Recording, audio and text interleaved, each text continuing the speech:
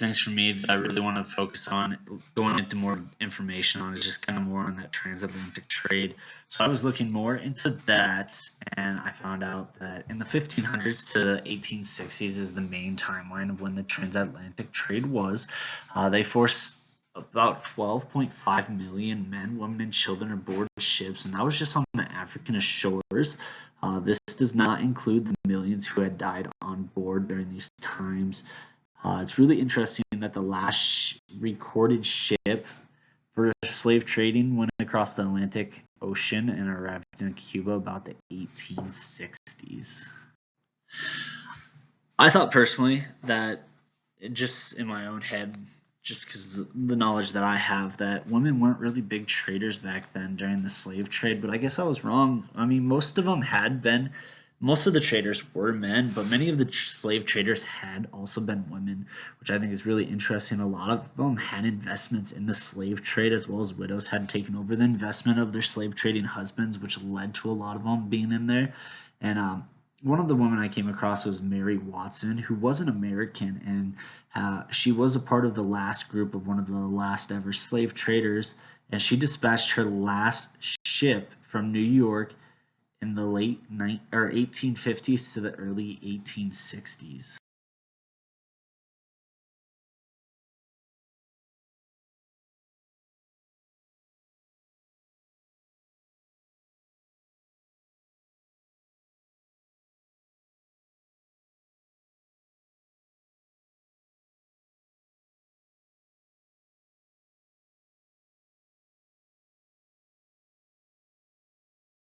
I really wanted to dive more into was the children during the slave trading and how they were affected.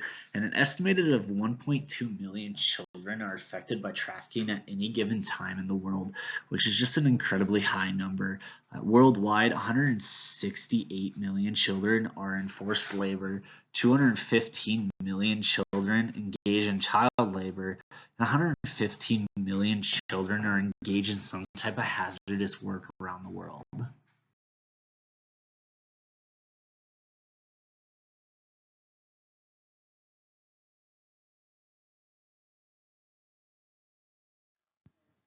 So in this paper, I'm talking about the history of human trafficking. Human trafficking affects thousands, if even millions, across the world in every country. It's not just specified into one country at all. In this paper, I talk about where it began. It started back in the transatlantic slave trade routes that began anywhere from the years of 1500 to about 1866. That's where a lot of Africans were enslaved and sent over by seas for sugar plantations and all of that. And then I lead down talking about how it changes throughout history, all the way up to the 1900s, where there's a higher increase of those being trafficked of Chinese heritage, to the United States having reported 1.1 million people living in modern day slavery, and then going up to in 2021, where there's potential of 185 cases of labor trafficking reported and 59 cases of labor and sex trafficking with domestic work. Then I lead into the talking about forms of trafficking, where there are they follow three elements that they go: acts, means, and purpose. The act is when the trafficker either recruits, harbors, transports, provides, or obtains a person for some form of labor or service. The means is always when a trafficker, it's how they use it, is going to be some type of force, fraud, or coercion to get someone to be trafficked. Or if you go into the purpose, is known as the perp goal, to exploit a person by either some form of labor or sort of service.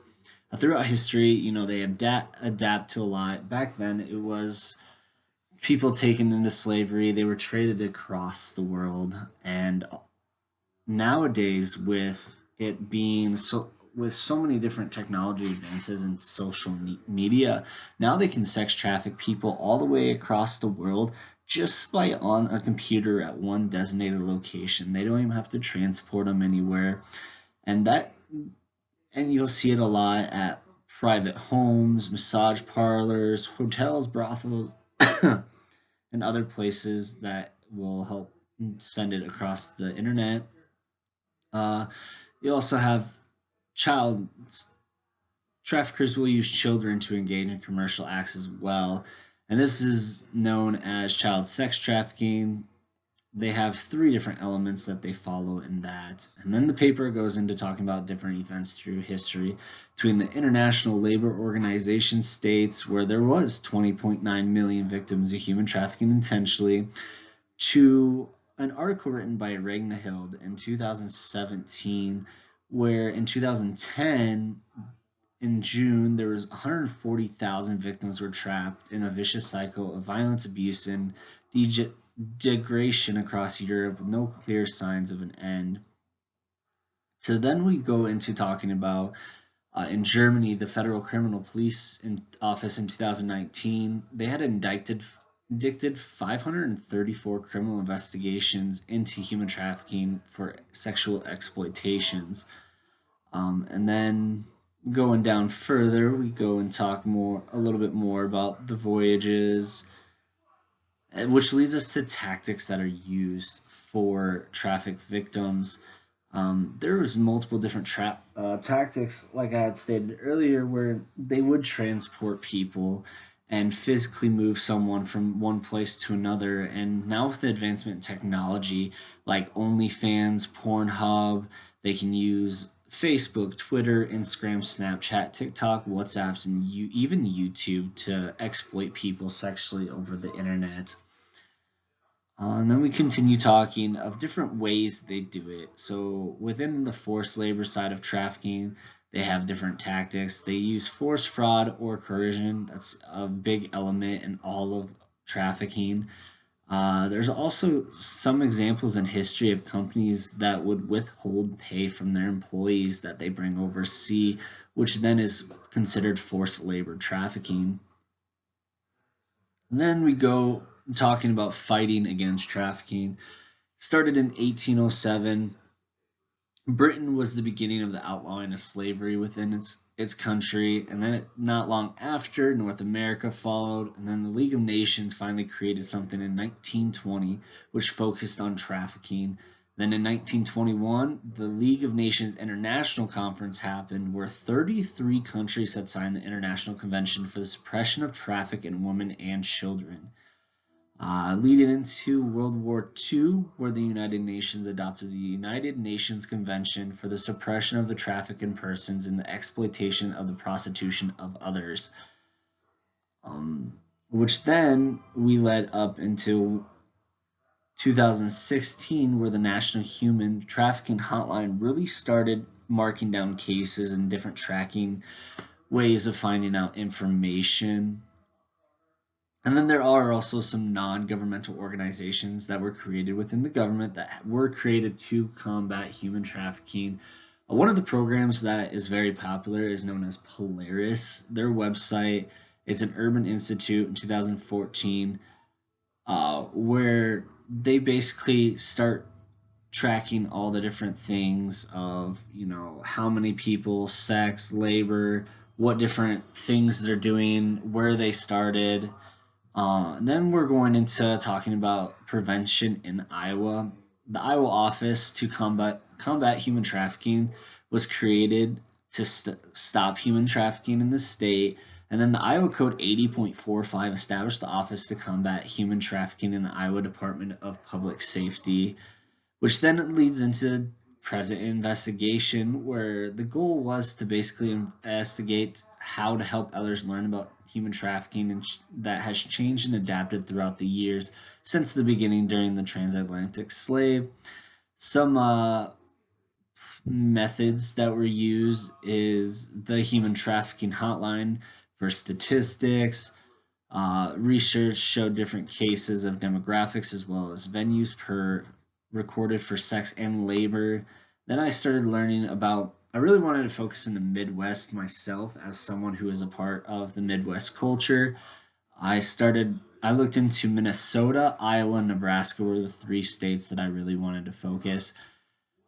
Since its creation in 2007, there has been 3,056 reported total cases to Minnesota's hotline in Polaris, which is a crazy amount. And in 2021 alone, there had been 355 signals received, with 119 of them being from victims or survivors throughout trafficking. So these are people that found ways to escape or were saved from raids to stop trafficking. It's really crazy just the different venues as well they use. They use hotel and motel based residents, based commercial areas, escort delivery service, illicit massage spa businesses, and other places as well.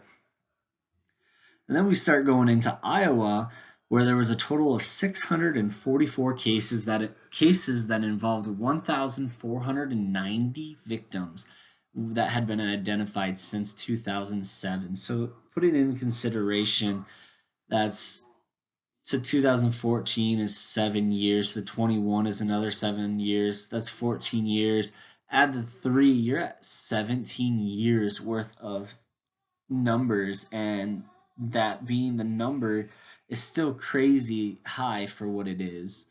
And then we start talking about more just different areas where they do it, venues, and then we go into Nebraska, where they've received 1,927 signals since its inception in 2007, and that's also through Polaris.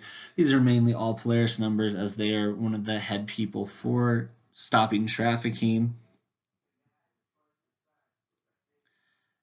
And as we were just going, I looked into more cases, a lot of information about sexual content on OnlyFans and Pornhub, and a lot of websites are more lax within their monitoring for trafficking activity. So social media is a huge thing used in grooming and recruiting of traffic victims by advertising and sales of sexual services.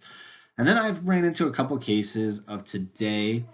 One big case that stood out to me was a young girl had been kidnapped and trafficked from Iowa to Virginia, and the only reason it was ever figured out was a truck driver at a truck stop had noticed this RV sitting here, and these people kept going into this young girl, and then he'd see the RV shaking and all of this, only to find out that it had been a victim that had been kidnapped, and she was 20 years old, and she had puncture wounds on the top of her feet and numerous burns on her abdomen, groin, and back. She had been abducted about Christmas Eve and forced into prostitution by the couple that was busted for having her. And another big case that I noticed in Iowa was in Council Bluffs, where a restaurant of 10 years had been busted for not only doing sex trafficking and human trafficking through their back area of the restaurant, but also drug trafficking. And he ended up being sentenced for 30 years due to it. And then just basically, from the transatlantic routes to the simple click of a mouse, throughout history, human trafficking has basically adapted and changed to fit the standards of how life is.